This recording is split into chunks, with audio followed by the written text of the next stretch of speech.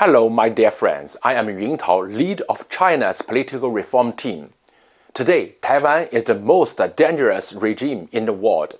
In order for you to better understand Taiwan issue, we are preparing a series of videos in the Taiwan Street Crisis playlist.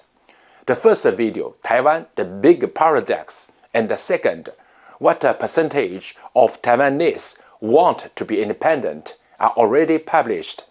Today is the third episode.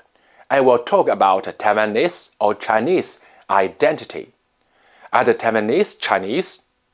Constitutionally, yes, because they are citizens of the Republic of China, the official name of their country, whose constitutional territory includes Taiwan, the free regime, and the mainland China, the mainland regime. But politically, the Taiwanese are not Chinese, but they are not citizens of the People's Republic of China, which is China's only representative at the UN. Finally, historically and culturally, the answer is complicated. It is a fundamental fact that divides Taiwanese society and decides its politics. In general, there are three conceptions of Taiwanese identity. The first, some Taiwanese see themselves as Taiwanese. The second, some see themselves as both Taiwanese and Chinese. The third, some see themselves as Chinese. Let's see this recent survey. It was published on January 30th, 2023. Since 1992, every year, the Election Study Center of the National Zhengzhi University publishes surveys on the national identity of Taiwanese. It is a very important indicator that reflects the evolution of Taiwanese society and is gradually feeding the cause of today's crisis. There are 4 lines in this chart. I analyze them from bottom to top. The black line represents no response. In 1992, the figure was 10.5%. Now it is 3.6%. The growing independence movement is forcing Taiwanese to reflect on their identity. Since 2012, this figure has remained stable around 3.5%. The line in blue color represents identities that I am Chinese. For 30 years, this identity has become increasingly marginal. In 1992, 25.5% of Taiwanese saw themselves as Chinese. The figure is now only 2.7%. The cause of this crucial change is not because the Taiwanese have changed their minds, but because the Taiwanese who see themselves as Chinese are mostly older people, and over time they are less and less numerous. Age is the decisive factor in Taiwanese identity. I will show you another survey later. The line in purple color represents identities that I am both Taiwanese and Chinese. This is a double identity. I am Taiwanese is the local identity, while I am Chinese is the national identity. Like I say, I am Shanghainese and Chinese, or an American says he is both New York and American. This double identity was the first identity of Taiwanese until 2004. The figure was 47.7%. Later, the line goes down slowly. It is now still 32.9%. This factor is far from the impression produced by the media that Taiwanese are not Chinese. From 2018 to 2020, it suddenly jumped from 38.2% to 29.9%. Because in 2019, the CCP surprised the democracy movement of Hong Kong people. Some Taiwanese Chinese no longer wanted to be Chinese. The line in green color represents identities that I am Taiwanese. In 1992, this identity was 17.6%, the last position. With the independence movement, this line is rising more and more. Since 2008, this identity has become the first identity of Taiwanese. The figure was 48.4%. Now it is 16.8% and has become the majority. It rose almost 10% from 2018 to 2020 due to communist repressions in Hong Kong. We now understand that the actions of the CCP greatly influenced the identity of Taiwanese. When the CCP manifests against democracy, Taiwanese who saw themselves as Chinese change their conception of identity from Taiwanese Chinese to Taiwanese. The crackdown on pro-democracy Hong Kongs in 2019 prompted a recent change.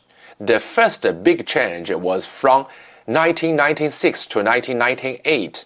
In 1995 and 1996, the CCP staged military drills in the Taiwan Strait against the first application of direct universal suffrage to elect the President of the Republic of China. Therefore, the Taiwanese Chinese identity figures dropped from 49.3% in 1996 to 39.6% in 1998, while the Taiwanese identity figure rose from 24.1% in 1996 to 36.2% in 1998.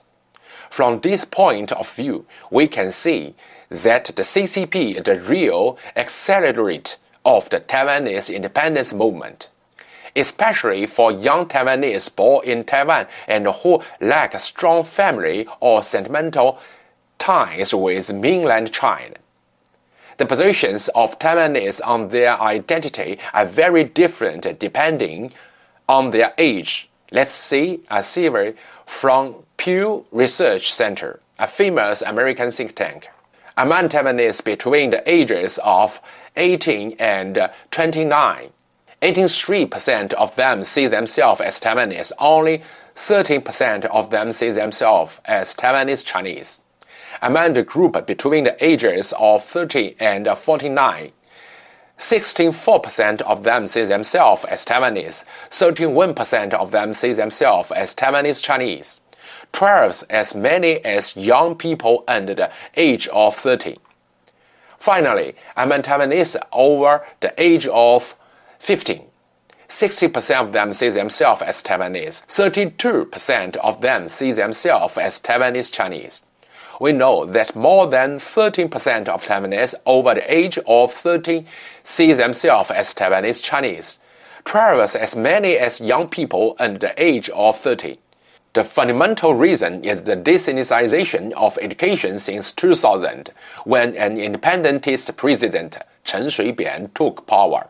Due to 20 years of desinization in national education, social culture, political life, and in all fields, more and more Taiwanese do not see themselves as Chinese or Taiwanese Chinese, but only Taiwanese. Today, some independence scholars advocate that Taiwanese culture does not belong to Chinese culture, but that the latter with Japanese culture are part of Taiwanese plural culture. We now summarize 4 particularities of Taiwanese society. The first, the identity issue deeply divides Taiwanese society. 60% of Taiwanese see themselves as Taiwanese, while 35% Taiwanese Chinese. This division of national identity is very rare in ordinary society. So, the identity issue will divide Taiwanese for a long time.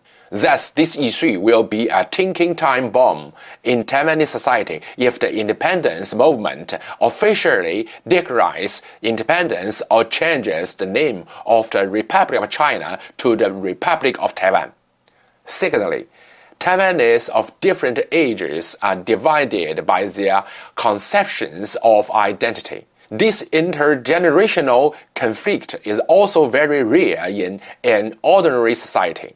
The younger the Taiwanese, the less they see themselves as Chinese. Over time, this trend favors the independence movement and naturally leads Taiwan increasingly to a CCP-initiated unification war. Thirdly, The politicization of identity manipulates Taiwanese democracy.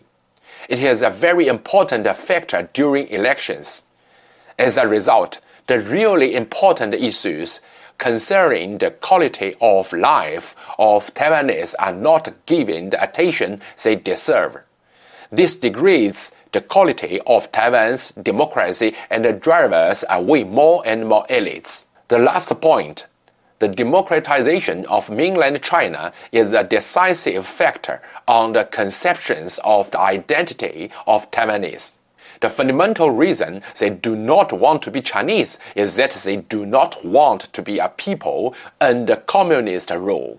However, once democracy is established in mainland China, many Taiwanese will change their mind because they will be proud to be free Chinese. These surveys are just a technical and code clue, but the dialogue is sentimental and warm. In 2018, during my journey in Taiwan, I met a taxi driver in Hualien, a very beautiful Taiwanese city by the Pacific. He told me with emotion, "My paternal grandfather came from Zhangzhou in the province of Fujian in the mainland. The century of our family's ancestors still exists in the native land. When I went back and practiced the rite of ancestor worship, we cried together as soon as I met my big family.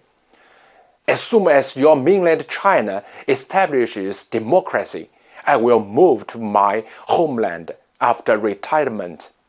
We are all compatriots, and our roots are in the continent." It is the real voice in the heart of the Taiwanese people.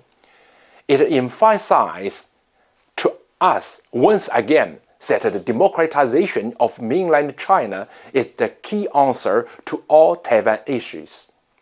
In the next episode, I will talk to you about the legal relations between Taiwan and China. Thanks for watching. We will see you soon.